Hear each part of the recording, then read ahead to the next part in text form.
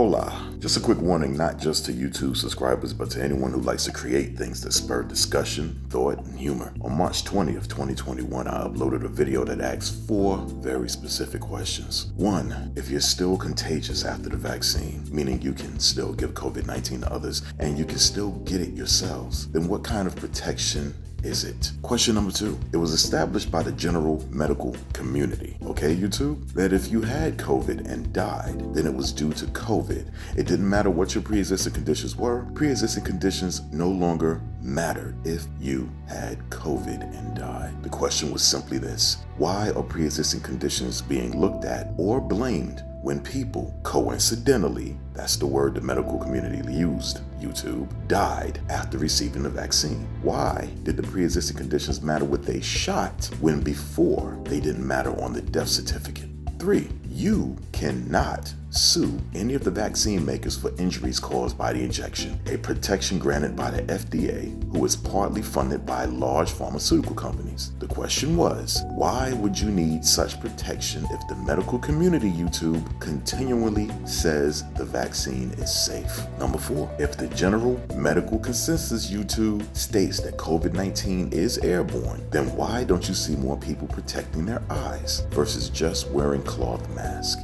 The video was promptly taken down due to quote-unquote medical misinformation. This is despite the fact that the pictures I posted and read from that formed those questions came from the CDC's own website. Isn't that the medical standard, YouTube? Here's something I also want you guys to know. The first COVID video I did, it was labeled as a performance piece with me playing devil's advocate. That video and the part 2 that I did to that video could have easily fallen under medical misinformation. They were both 45 minutes long and there was opinion mixed with fact and satire. Those videos are still there. You can talk about COVID all you want. Meanwhile, the video that they just took down was just 10 to 12 minutes long and simply asks questions about facts the CDC gave the general public. You can talk about COVID all you want, but it looks like you can't talk about the vaccine unless it's positive. Also keep in mind that other channels that raise questions or report possible, okay, YouTube, possible vaccine deaths are big media channels.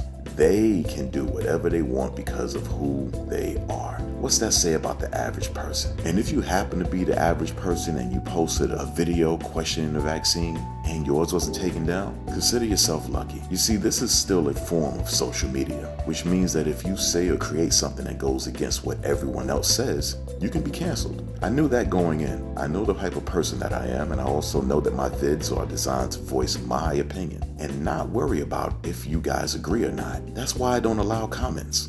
Simple. But my vids are deeper than that. Part of my existence is to expand awareness, which makes a person more conscious of the world that we all live in. It's very important that I don't push my agenda on anyone because that stifles awareness. You don't develop your own consciousness as you were born to have. The antithesis, the opposite of social media, the opposite of communism, the opposite of authoritarian rule. Big things have small beginnings, people. See, in my opinion, it should be extremely concerning to everyone involved in this business when there is a so-called Big Brother is watching you aspect. Because if you follow the money, you'll find that Big Brother is most likely owned by someone else who is really the boss. And if the boss says don't talk about vaccines or make sure there are no questions about it, then that's exactly what Big Brother does. So maybe YouTube will take this one down too. It doesn't really matter because people were leery of the vaccine well before people started coincidentally, okay, YouTube, dying. Questions only come up when there is a lack of trust, YouTube. This is a country that has trust issues with its own government, and the more elected officials or the police or even corporate media entities like YouTube enact and enforce rules to combat that legitimate trust issue, you guys just end up making the situation far, far worse. Trust is earned and it takes a while, but once trust is broken, you can trust again, but it will never be the same as it was. Anybody that's been fucked over can tell you that. And there's plenty of people who've lost loved ones over 1 year who feel fucked over. They've got questions, legit damn questions. And you, YouTube, would like to silence them or keep them from reaching out to others who are in the same predicament. I suspected as much, but you know, life gives us affirmations sometimes that we need to pay attention to. I work for the people, and by extension, I work for the universe and the universal most high. Not too many videos left, folks.